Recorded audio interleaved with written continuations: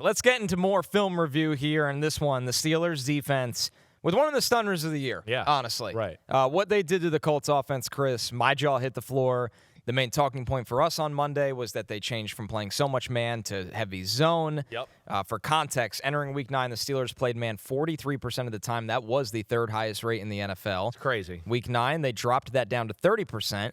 70% was their highest zone rate of the season. 50% single high, and 46.4% split safety. They only played cover 0 3.6% of the time. So all that sounds great, Chris, but what does it really mean against the Colts offense? Right. Well, I think the thing, they played less man. That was the first thing. Right. And you're not convinced they have the personnel to play that way, I don't think the man's a problem. It was even a problem in this game, right? When they played man, I was like, oh, they're getting open. There was a few times, too, where it was like, oh, luckily the pressure got there, or one of the edge rushers got there.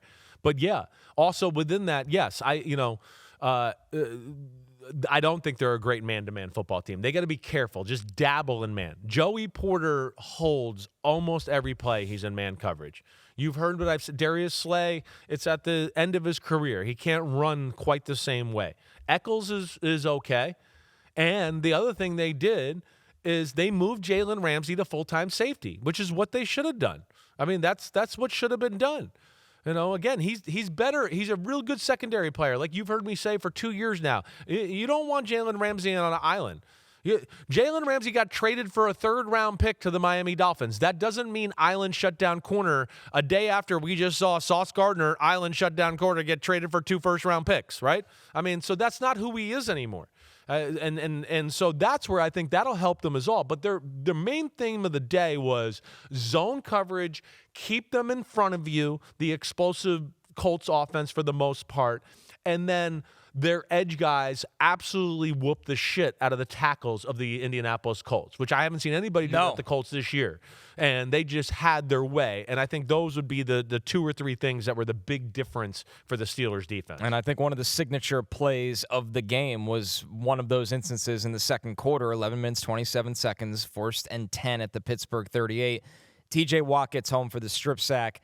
If he doesn't, Chris, it seemed like there was 2 options on display for Daniel Jones. There is, and I feel like I don't know this for sure, but this is just as he's getting stripped here.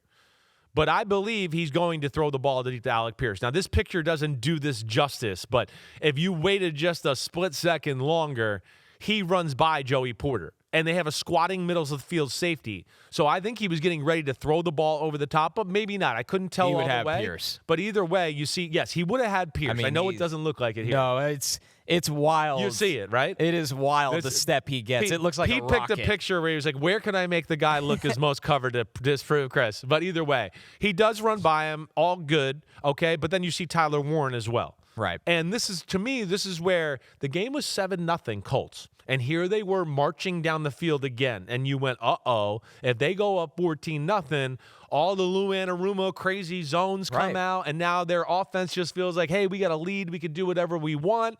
And then here comes T.J. Watt making an unbelievable play, as he did a lot throughout the football game. Him and Alex Highsmith were absolutely phenomenal throughout the game. So I think the question now is, Chris, what's more likely to carry over the rest of the season? Is it the Steelers' defense finding something, or is it that Daniel Jones turnover issues maybe pop back up? No, I don't think you're going to have to worry about the Daniel Jones turnover issues. The offense is too...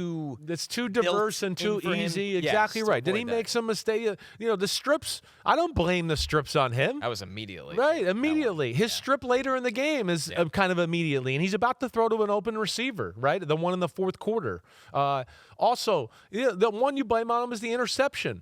The interception you blame on him. But if you look at the interception he throws to Peyton Wilson, right, he feels pressure. He's already been pressured a few times. He can feel, I can't remember who was off the left edge on that one on the interception. I think it was Highsmith, but he kind of gets off the ball well, and he's kind of getting close to Daniel Jones, and I think Daniel Jones he's looking to his left, and now he's coming back to the right, but he's like, oh no, somebody's coming, and he tries to throw it a little quicker than he wants, and he had more time, and he would have been able to evaluate, oh wait, Peyton Wilson dropped right there. Watch out, he's underneath your guy, and that, of course, caused an interception too. So the pressure by the edge guys were just a huge part of the football game. The other thing I'd like to know, too, just from you, if you don't mind, is like how much did they blitz in the game overall? The Steelers? Yeah. I could pull that up for sure. Because it certainly didn't seem like they blitzed very much overall. And I would hope that going forward, they don't have to blitz a whole lot going forward. Right, so they could allocate more defenders. Well, so they blitzed 29.5% of the time. It was 18 pass blitzes on 61 pass plays, but they were almost all just five-man They were blitzes. five-man pressure. Like, it wasn't like, here we come. Right. It's just, here's one extra guy. Yeah, one extra guy. I feel like those are the few times they played man-to-man, a few times they blitzed and might have played cover 3. It's actually a little higher than I would have expected. But one of the other things, too, from this game, I thought that really this is the first time all year I thought this was Shane Steichen. With all the coverage they played and zones and soft coverage, man, they just did not stay with the run game. There'd be another one like we talked about with Kansas City and Buffalo a little yesterday. This is one here today where I sit here and go, yeah, they let the Steelers off the hook. They did. They could have stayed more consistent. This was a game where the Steelers were like, we're worried about your big plays down the field in the pass game. That's our number one thing. And I think there was more to be had in the run game that they could have took advantage of. And that was something I felt like the Colts, messed up on a little bit. Yeah, there. only 14 carries for Jonathan Taylor. And I mean, you look at it, though, on outside zone, he had 6 carries. He was averaging almost 5 yards a pop. The holes were there. Again, the Steelers' front played better than we've seen. But again, there was a lot of plays where I go, the D tackles are still getting pushed back. Yep. Their linebackers were aggressive in this game, trying to come downhill. But yes, I still looked at it and went, in the run game, the Colts are moving the Steelers. Why are they becoming so pass happy? Right, I don't, and I think because they thought they were going to get blitz, man-to-man coverage, we're going to get what we've seen from the Steelers all year. Right. So we're gonna call passes and screw them and throw them deep. Right, that's what I think. But that's got to change. And let me just say, I wrote this at the end of my thing here. Right, worst day of the season for the Colts offensive line, especially the tackles, like we talked about. Right. Then the other part is when the Steelers play man, it's scary. It's scary for the Steelers. It's scary. Like, people are always open when they play man. Right. Steelers got lucky in this game with, we played man and a left tackle got beat and you were about to get a big completion. Or, we played man and thank God somebody tipped the ball at the line of scrimmage because it was about to be another big play, right? So that's where, like, hey, this is a good start for the Pittsburgh Steelers. Am I sold that all defensive problems are fixed yet? No, not necessarily, right? So that's the other thing, too. And then, there was a few times where it was man, and it's like, I think Daniel Jones is spoiled by the first read getting open a few times where it's like, no, come on, get off it. The second guy is wide open in your read, but then pressure would come or he'd get hit just as he was throwing it. So it was like one of those days, too, where there was a bunch of plays by the Colts where we were like, oh my gosh. They almost had the Steelers, but the Steelers made a play or the Colts messed it up. And that certainly was one of the themes of the game, too. Well, their next 5 games, I think their man coverage is going to be challenged because they are at the Chargers. They are home to the Bengals. They are at Chicago. They are hosting the Bills, and then they're at Baltimore. Who's that? That's the Steelers. The Steelers. So those are 5 quarterbacks Right. that are going to challenge the secondary. No question. And we're going to see what they can do. No question about it. But like Justin Herbert, say what you want, but Joe Flacco, he's done it already. What do I need to say? Definitely. He's already shown you. Right.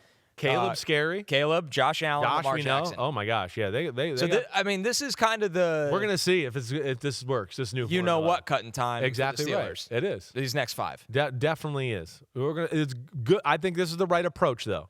As I said, I just wouldn't trust some of their guys on islands and play zone, mix up your zones, make the quarterback get confused, pat the ball in extra time. I got hit by TJ Watt or Alex Highsmith, right? I think that's the way to go going forward. I think it's their best chance. And then you just dabble in man with a tactical man blitz or whatever now and then. But don't be like you were in Green Bay or in other weeks where you lived in man and you let Jordan Love, like we've had conversations with before, just throw one-on-one shots up, right? Right. Or do that. And that, to me, does not make sense for the Steelers defense. Yo. Thanks for watching, homies. We are now in the NFL season here on Chris Simms Unbuttoned. Hit subscribe to get our weekly picks, game recaps, film deep dives, and much, much more. Thanks again for watching. Subscribe, rate, review. Peace out. You know where to find us.